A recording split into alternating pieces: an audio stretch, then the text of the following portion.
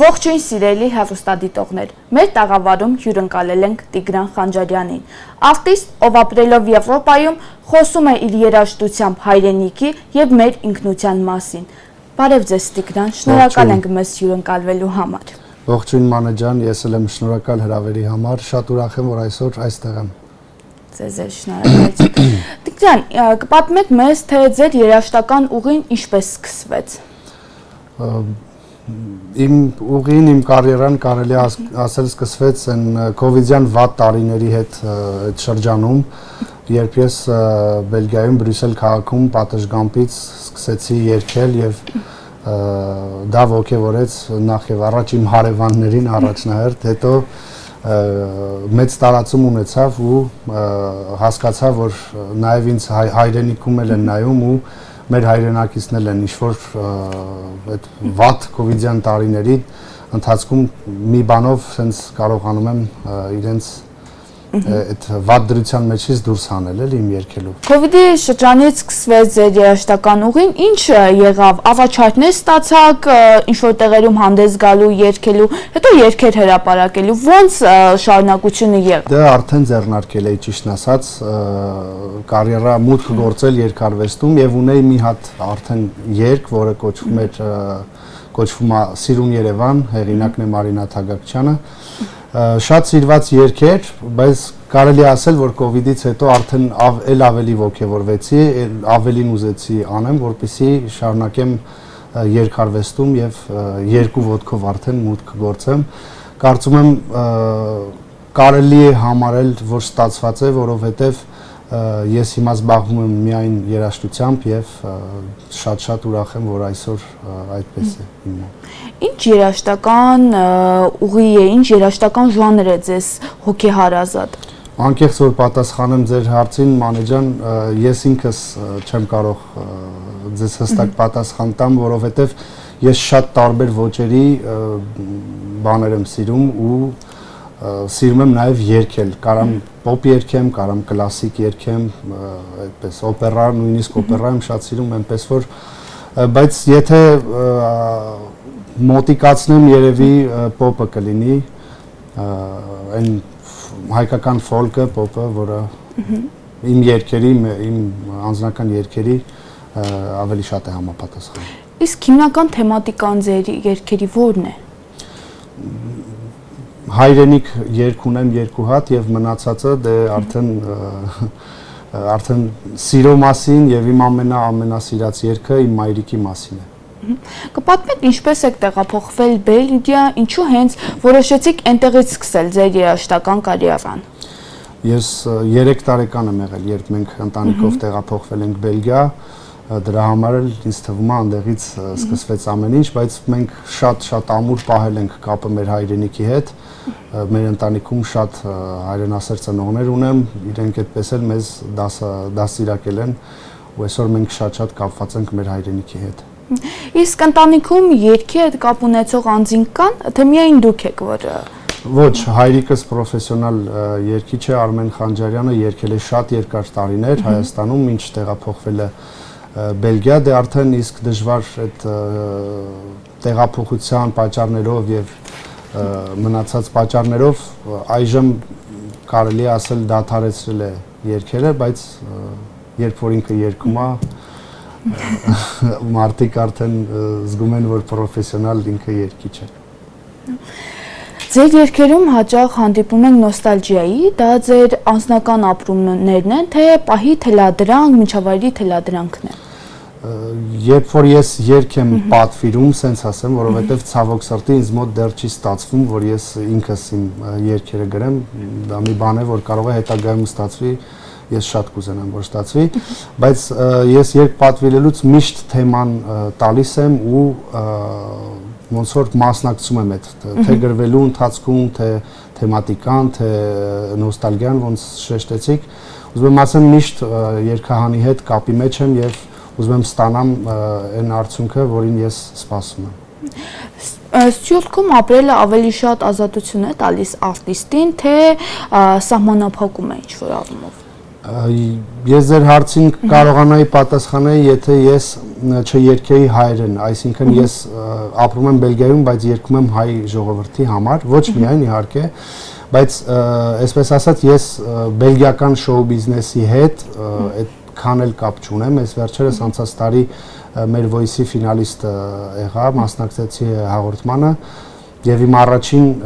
քայլն էր դա Բելգիայի շոու բիզնեսում, այդպես ֆինալ հասա եւ այտենց։ Բայց հաղթով չճանաչվեցիք։ Շատ դռներ բացվեցին, շատ մարդկանց հետ ծանոթացա, պրոյեկտներին մասնակցեցի եւ կարծում եմ դեռևս կլինեն պրոյեկտներ, չէ, շատ կարեւոր էր ու իսկականից շատ դռներ բացվեցին ինձ համար այդ պրոյեկտից հետո։ Հայաստանում ձեր մասին դուք ավելի լայն ճանաչում չունեք, քան Բելգիայում։ Բելգիայի հայ համայնքը ձեզ շատ լավ ճանաչում է եւ բավականին հայտնի եք։ Ինչով է պայմանավորված, որ հայ համայնքը ձեզ ավելի լավ չգիտի։ Ես շատ կուզենայի այդ պատասխանը իմանայի, որովհետեւ այո, շատերը ճանաչում են Բելգիայի մասին խոսք չկա,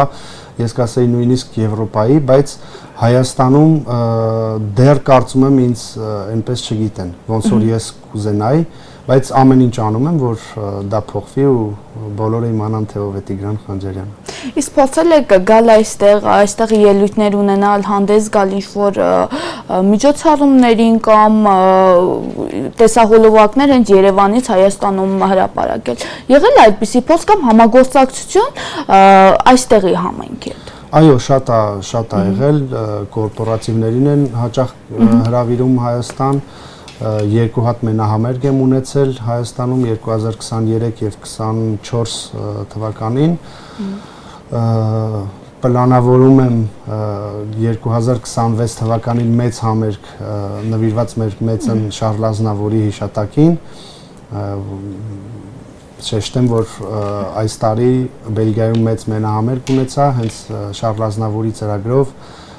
էլի նվիրված իր 100 ամյակին։ Բելգիայի հայ համայնքում արվեստը ինչ դեր ունի, ինքնապահպանման, միավորելու, թե ուղղակի կարոտը մեղմելու միջոց է։ Կարծում եմ երկուսից էլ կա, բայց լինելով ես էլ շատ ակտիվ մեր համայնքում, կարծում եմ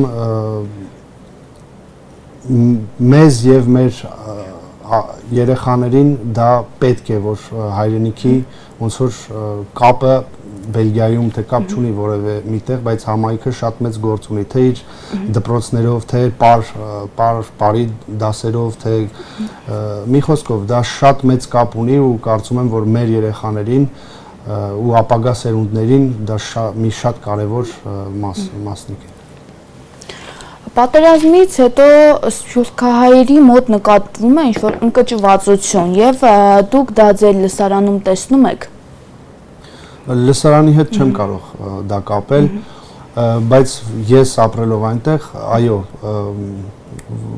ոնց ճիշտ նկարագրեմ, մենք պահիտակ մեզ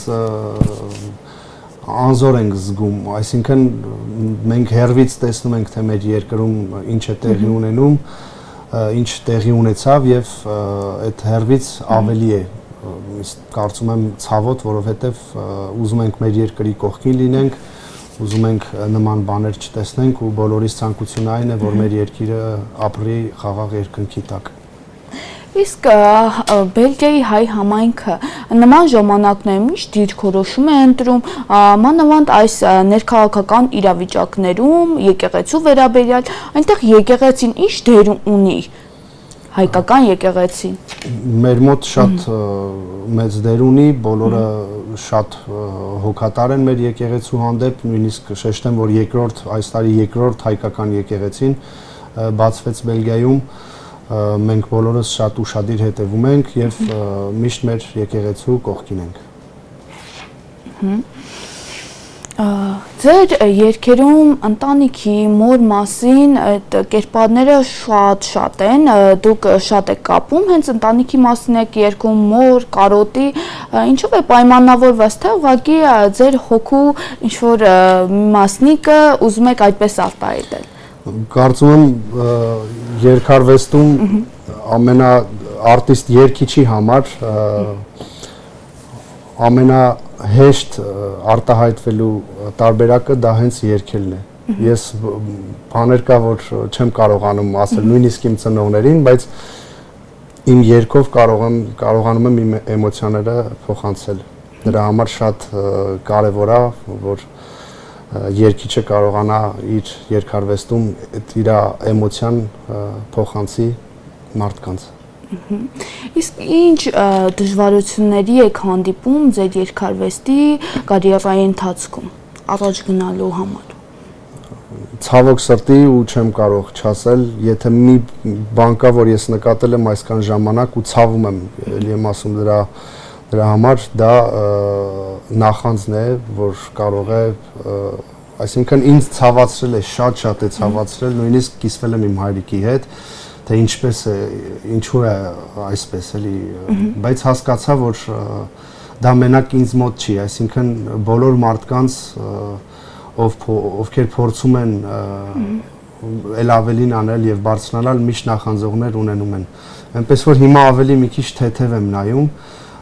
ու փորձում եմ իմ աշխատանքով ցույց տալ, իմ արվեստով ցույց տալ, ինչ որ պետք է։ Ձեր հայրիկի դերը ձեր կյանքում ինչ լավ դրական ձևով կարող եք նկարագրել, որ օգնում է ձեր կարիերայի աճի վերաբերյալ։ Իմ հայրիկը մաքսիմալիստ է, ես երբեք իր կողմից այնց լավ բաներ չեմ լսել, լավ բաներ ասելով ինքը միշտ ասում է դու կարող ես անես ավելին, ինքը երբեք չի ասում վերջ դու շատ լավ էր դու էլ, ինքը միշտ ասում է պետք է աշխատես, այստեղ թերություններ կա, այսօր շատ դժվար է իր հետ, բայց արդեն համակերպվել ենք մեկս մյուսի հետ։ Մենք մի քիչ առաջ խոսեցինք եկեղեցու վերաբերյալ, ուզում եմ հասկանանք եկեղեցին ինչպես է կապում համայնքի հետ, հիմնական կապը համայնքի հետ, ինչպես է արտացոլում եկեղեցին։ Եթե խոսքը Բելգիայի մասին է, առաջի դերերում է մեր մոտ եկեղեցին, ես այտենց միջոցառում չեմ հիշում մեր մոտ, որ հայ սուրբը մեր հրավիրված չլինի առաջի շարքերում, դա արդեն կարծում եմ պատասխանեց ձեր տված հարցին, որ առաջատար դերերում է մեր Բելգիայում հայկական եկեղեցին։ Ում հետ եք այսօր համագործակցում Հայաստանում։ Ու շատ մարդկանց հետ չեմ կարող սենց բոլորի անունը տալ, որովհետև փորձում եմ բոլորի հետ աշխատել, այս են արվեստն է, որ ամեն օր մեկի հետ ծանոթանում ես, նոր ծանոթություններ, նոր collaboration, հա, սենց ասեմ, շատ մարդիկ կան ու չեմ ուզում հենց մեկի անունը շեշտեմ, որովհետև չեմ ուզում ոչ մեկ նեղանա, բայց բոլորին շատ սիրում եմ ու բոլորը շատ տաղանդավոր են։ Ինչպես եք ընտրում ձեր ստեղծագործական գործընկերներին։ Առաջարկներ ստանում եք, բոլորին ընդունում եք, թե ինչ-որ ձևով բաշխում եք, ասում եք, այ իրեն պետք է ընդունել, այ իրեն ոչ։ Ինչպես եք ընտրությունը կատարում։ Ընդհանրապես ես չեմ քննադատում ոչ մեկին, այսինքն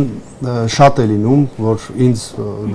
շատ ասելով ամեն օր կարող է իմ Telegram-ին կամ WhatsApp-ին ես երգեր առաջարկներ ստանամ ու երբեք չեմ նայում, այս մարդը հայտնի է կամ ում համար է երգ գրել, ես անպայման բոլոր երգերը լսում եմ ու եթե երգ կա, որ մեղեդին կամ բառերը ինձ իմ մեջ էմոցիայի արթնացնում, ես ընդհանրապես չեմ նայի, թե դա հայտնի մարդ կլինի, թե իմ համար կարևոր արվեստն է եւ այդ էմոցիան ստանամ, որպեսզի կարողանամ ճիշտ փոխանցեմ իմ ժողովրդին։ Վերջին տարիներին էթնոերաժշտության վերադարձ է նկատվում։ Ինչ է կարծում, ինչով է դա պայմանավորված։ Դե ես կասեի, որ մեր ամենասիրված եւ հարազատ երգերը, չգիտեմ ինչի է այդպես, բայց պարզապես հենց հին երգերն են։ Ու այսօր արտիստները շատերը արդեն հասկացել են, որ այդ երգերը ամենասիրված երգերն են եւ փորձում են այս դարաշրջանի թե առանջներով, թե նորություններով հետ բերել այդ ամեն ինչը ու ավելի հեշտ է լինում, որովհետեւ երգը արդեն իսկ բոլորի կողմից սիրված երգ է։ Իրան որ մի քիչ էլ սիրունացնում ես կամ տարբեր առանժով ես մատուցում, մարդիկ շուտ են ավելի սիրում։ Իսկ դուք դա փորձում եք անել, թե ձերը ուրիշ ոճ է, դուք այլ ոճ եք նախընտրում։ Իհարկե, ես էլ եմ փորձում անել, ես դե Շարլ Ազնավուր եմ շատ սիրում, Շարլ Ազնավուրի կովերներ ունեմ, տարբերակներ ունեմ, Ռուբեն Մաթևոսյան, Ալեքսեյ Հեքիմյան, բոլորի երգերը ես շատ հաճախ երգում եմ, փորձում եմ մի քիչ բաներ փոխել, որպեսզի կորպորատիվների ժամանակ կարողանամ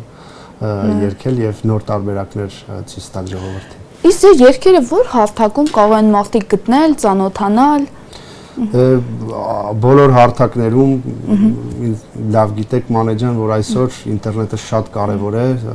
թե արտիստների համար, թե ընդհանրապես TikTok-ում, Instagram-ում, Facebook-ում, YouTube-ում, Spotify եւ բոլոր հարթակներում էլ որ գրեն Տիգրան Խանջարյան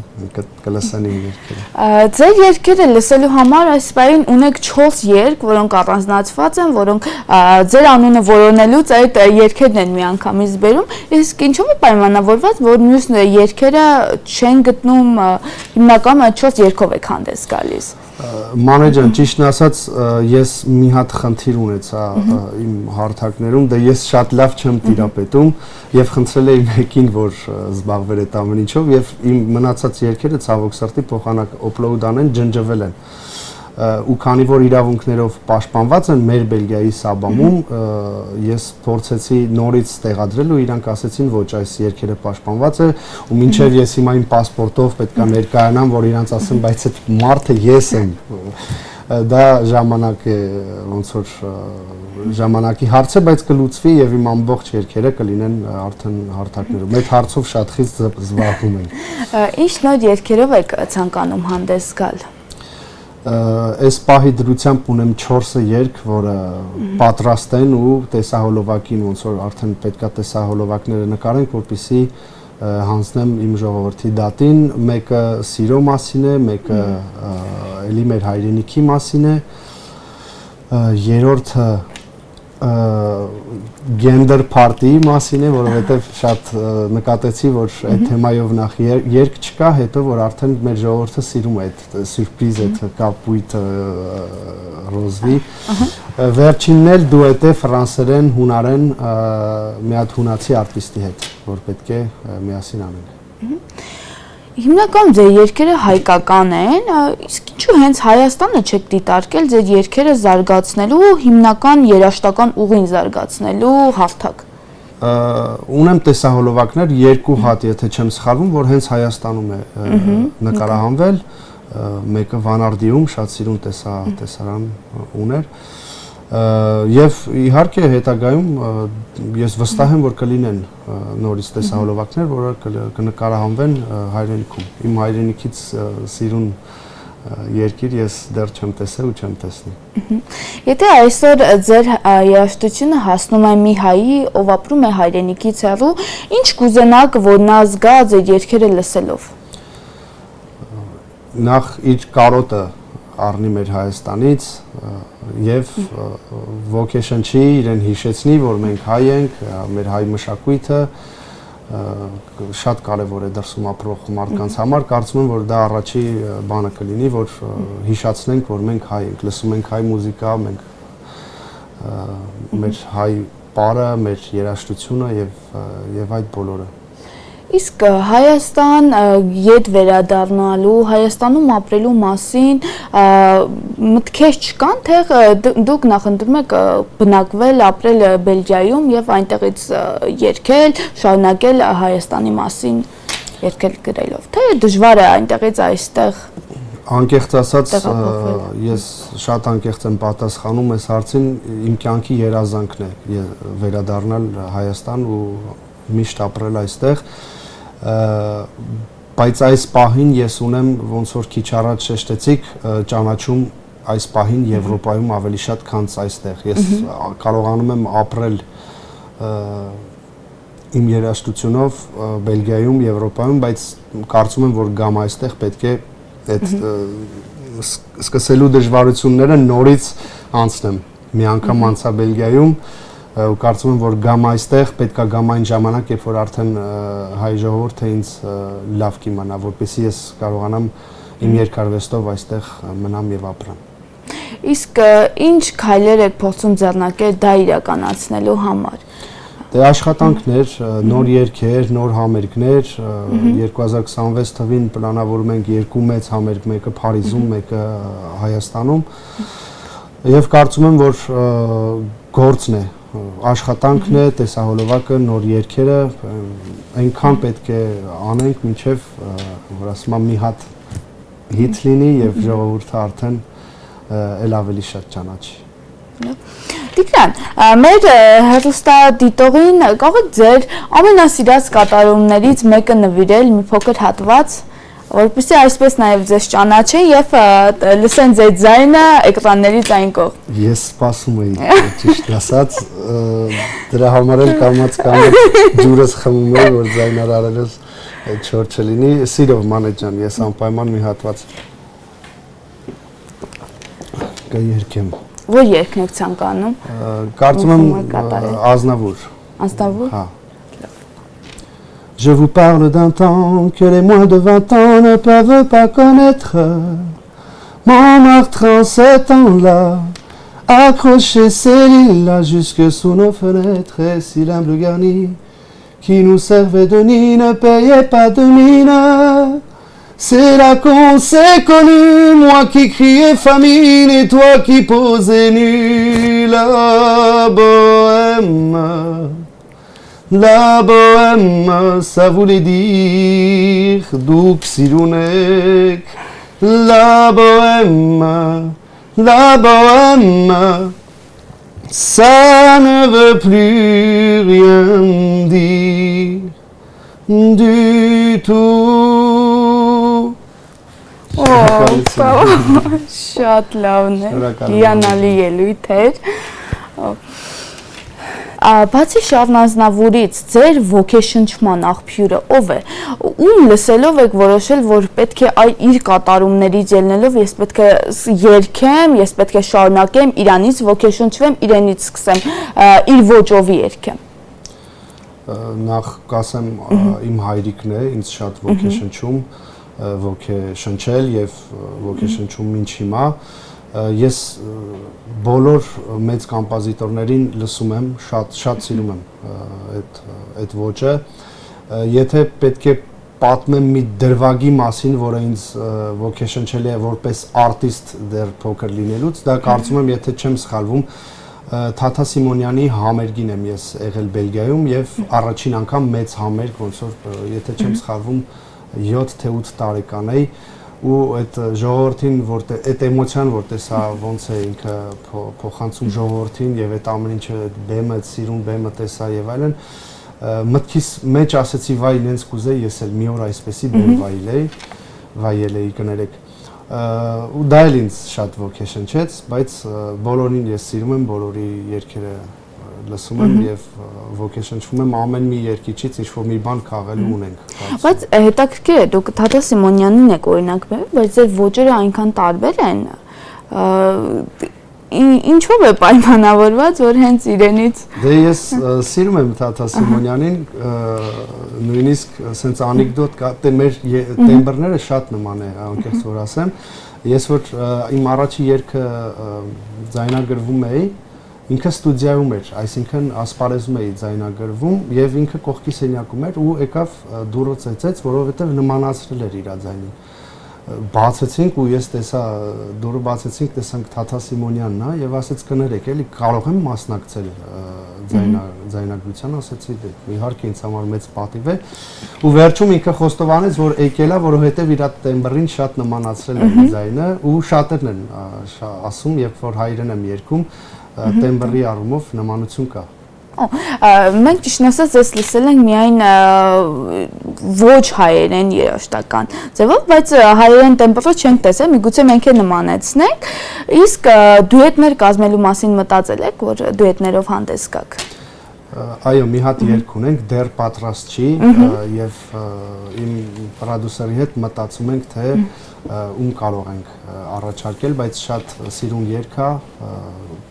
սիրո մասին է, կարծում եմ հաստատ աղջիկ երգչուհի կլինի, բայց դեռ չենք որոշել ում կառաջարկենք, Աստված առաջ երգը մի հատ հասցնենք ավարտին եւ այդ հարցի մասին արդեն կմտածենք։ Այսինքն դուետներ կազմելուց չէ։ Այո։ Շատ լավ։ Շնորհակալություն Տիգրան, ինչ վերջում ինչ կմաղթեք ձեր հանդիսատեսին։ Սեր, երջանկություն, խաղաղություն, ես Աստված օրհնի բոլորի ընտանիքին եւ պահապան լինի, գալիք նոր տարին ամանոր երբ սուրբ ծնունդը բոլորի շնորհավոր լինի, ու ոնց ասեցի քիչ առաջ ամենակարևորը եւ ամենամեծ ցանկությունը սայն է, որ մեր երկիրը ապրի խաղաղ երկնքի տակ։ Սիրում եմ բոլորին եւ անհամբեր սպասում եմ իմ Հայաստանում միջոցառումների, որպեսզի հանդիպեմ իմ հայ հանդիսատեսին։ Շնորհակալություն ձեզ մեզ հյուրընկալվելու համար։ Ես եմ շնորհակալ Մանե ջան հրավերի համար, շատ ուրախ եի, որ ձեզ հետ այս լավ զրույցը ունեցա։ Շնորհակալություն Եվրոմեդիային։ Շնորհակալություն ձեզ հարգելի հեռուստադիտողներ, մեր հյուրը Տիգրան Խանջարյանն էր։ Հաջողություն ձեզ։